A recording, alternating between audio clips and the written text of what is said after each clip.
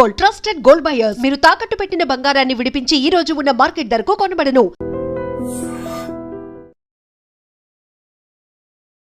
నమస్తే సార్. నమస్తే అమ్మా. సార్, ఇంతకు ముందు కీళ్ళ నొప్పులు అంటే అవును. 60 సంవత్సరాల తర్వాత 70 సంవత్సరాల తర్వాత ఉండేవి. అంతేనమ్మా. కానీ ఇప్పుడు 25-30 సంవత్సరాల నుంచినే కాలు నొప్పులు, కీళ్ళ నొప్పులు, నడుము నొప్పి అనేసి కంప్లైంట్స్ ఇస్తూ ఉన్నారు. ఎందుకు సార్, ఎందుకు వస్తుంటాయి ఇంత చిన్న ఏజ్ లోనే? అంటే ఇక్కడ ముఖ్యంగా మనం ఆహారం గురించి మాట్లాడుకోవాలమ్మా, అలాగే లైఫ్ స్టైల్ గురించి, అంటే మన జీవన విధానం గురించి మాట్లాడుకోవాలమ్మా. మన జీవన విధానంలో పూర్వం పాలు అనేది చాలా ఇంపార్టెంట్గా ఉండేదమ్మా. తల్లిపాలు తాగిన తర్వాత కూడా పాలు అనేది కంటిన్యూ చేసేవారు. ఎందుకంటే పాలు అనేవి కాల్షియం ఉండటం వల్ల, అందులో చిన్నతనంలో కాల్షియం అనేది చాలా అవసరం అమ్మా. మినరల్స్, ఓన్లీ కాల్షియమే కాదు, అన్ని రకాల మినరల్స్ చాలా అవసరం అమ్మా. చిన్నతనంలో ఏం చేస్తున్నారంటే ఇప్పుడు రకరకాల పౌడర్లు వచ్చేసినాయి అమ్మ. కంపెనీలు అమ్మే పౌడర్లు, ఎన్నో రకాల పౌడర్లు వచ్చేసినాయి.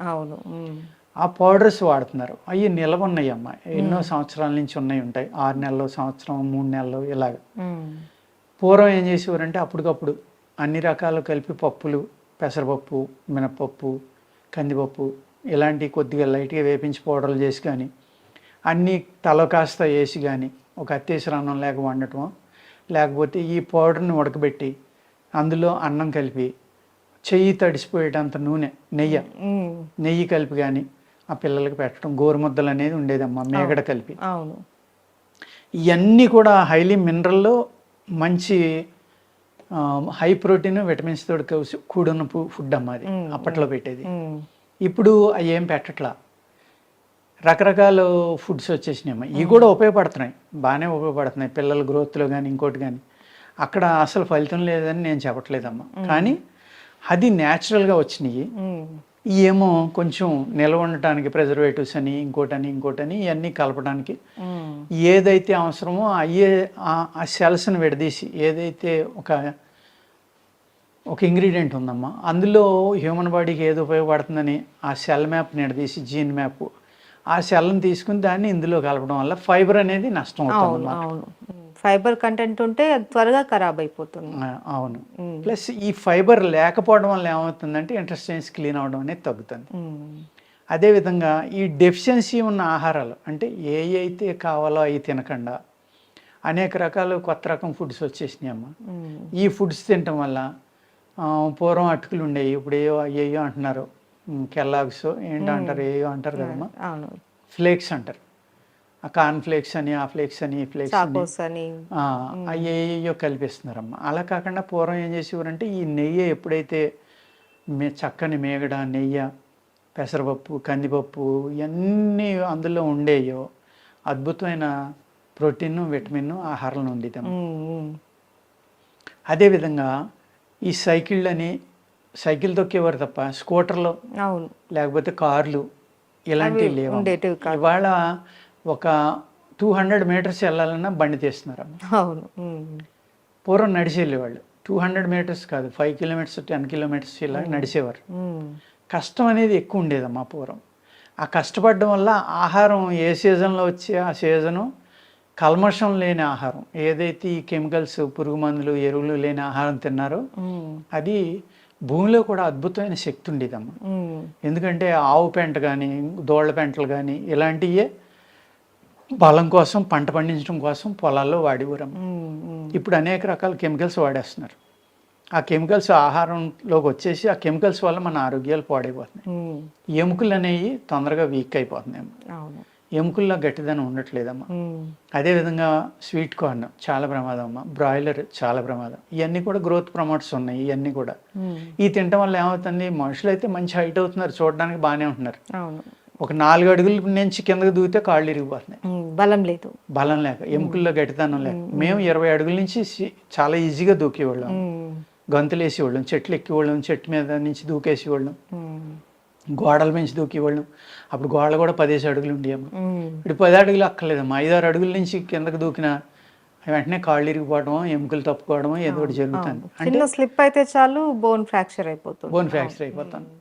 చాలా దారుణంగా మల్టిపుల్ ఫ్రాక్చర్స్ అయిపోతున్నాయి. 1-2 కూడా కాదు, 1 కాదు. అప్పట్లో ఎవరికి ఇరిగే కాదు. ఓ మాదిరి దెబ్బ తగిలిన ఏదో కాపడం పెట్టేసుకుని ఏముందులని ఒక కట్టుకుని తిరిగేసేవారు, తగ్గిపోయి. అంటే హీలింగ్ కెపాసిటీ కూడా అంత ఎక్కువ ఉండేది, గట్టిదనం అనేది ఉండేది. అలాగే ఈ వాత వ్యాధులని అప్పుడు ఉన్నాయి, ఇప్పుడు ఉన్నాయమ్మా. కొంతమంది ఏమో 84 వాతాలు అంటారు, కొంతమంది 80 వాతాలు అంటారమ్మా. ఈ వాతాల్లో అనేక రకాల వాతాలమ్మ.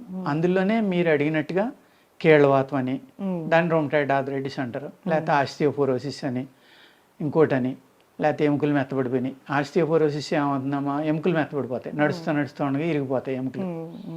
ఈ విధమైన అనేక రకాల ప్రాబ్లమ్స్ వస్తున్నాయమ్మా. అవి పూర్వం కూడా ఉండేవి, కానీ చాలా తక్కువ పర్సంటేజ్లో ఉండేవి. పూర్వం అసలు ఏమీ లేవు, ఇప్పుడు కొత్తగానే వచ్చినాయి అని నేను చెప్పట్లేదమ్మా.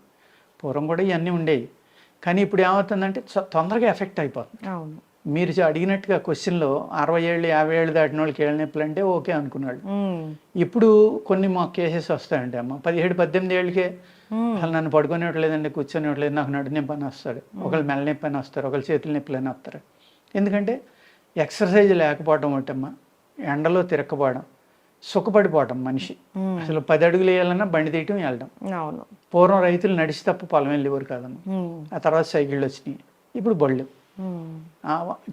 చేను గట్టుకు బండి వెళ్ళిపోవాలి, అక్కడ దిగుతున్నారు, కాసేపు పని చేసుకుంటున్నారు, వస్తున్నారు.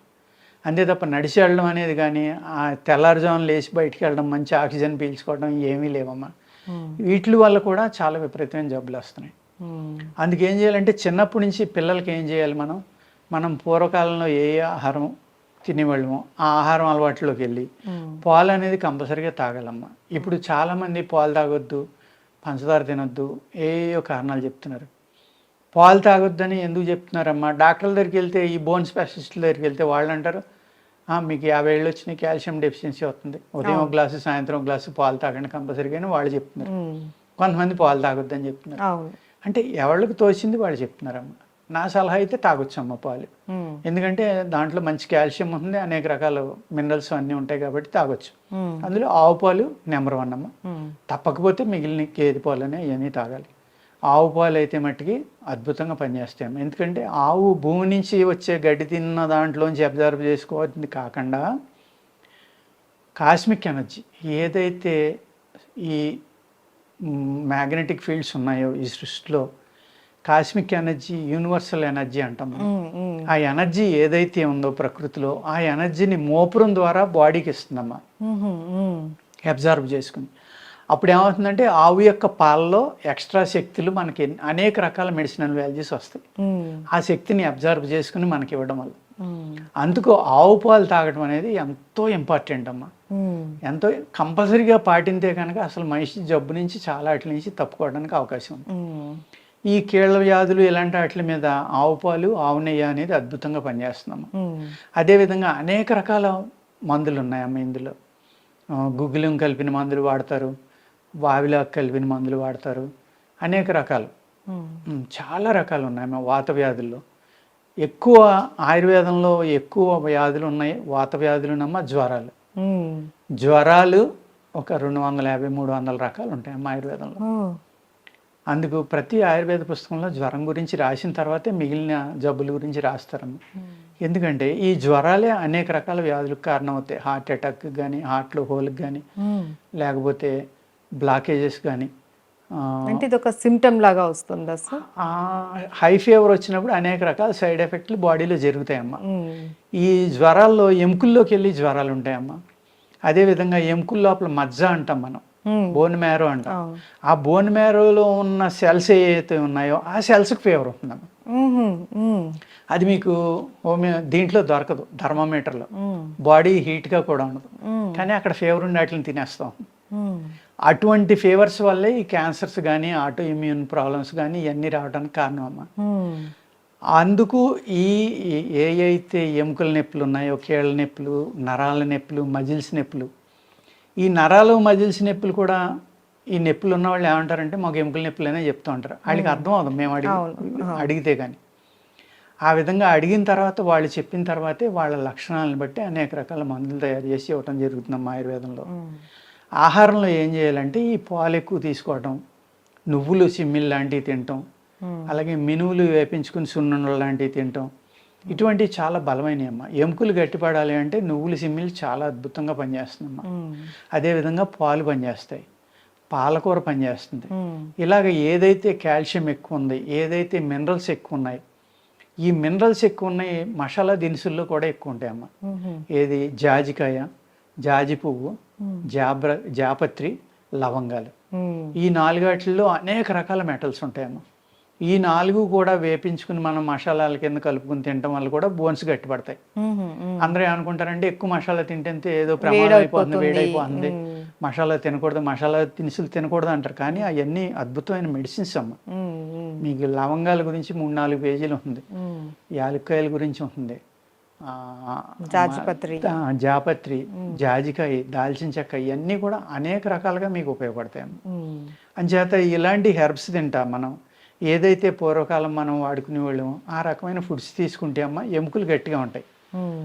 అలాగే యోగా కానీ లేకపోతే ఎక్సర్సైజ్ కానీ కంపల్సరీ అమ్మ. అవి చేసినప్పుడు ఈ నొప్పుల నుంచి విముక్తి చాలా బాగా దొరుకుతుంది. సరైన ఫుడ్డు, వ్యాయామం, ఈ 2 జాగ్రత్తగా పాటించమ్మా. మంచి మందులు వాడుకుంటే ఈ ఏదైతే కీళ్ళ వ్యాధులు, ఆటో ఇమ్యూన్ ప్రాబ్లమ్స్ అంటే మీరు అడిగారు కదా కీళ్ళవాతం అని, దాన్ని రొమటాయిడ్ ఆర్థరైటిస్ అంటారు, ఆస్టియోపోరోసిస్, ఇవన్నీ కూడా ఆటో ఇమ్యూన్ ప్రాబ్లమ్స్ అమ్మా.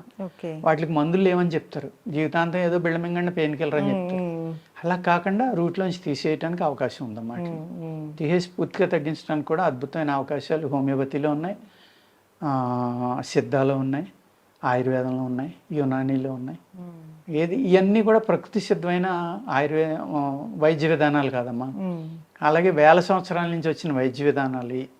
ఇది ఋషులు యోగులు తయారు చేసిన సిస్టమ్ కాబట్టి వాళ్ళకి అన్నీ తెలుస్తాయి. కాబట్టి దాన్ని మనం వాడుకుంటే కనుక ఈ వాత వ్యాధులు బ్రహ్మాండంగా తగ్గుతాయి అమ్మ. ఓకే, అది. Thank you so much sir. నమస్తే అమ్మా.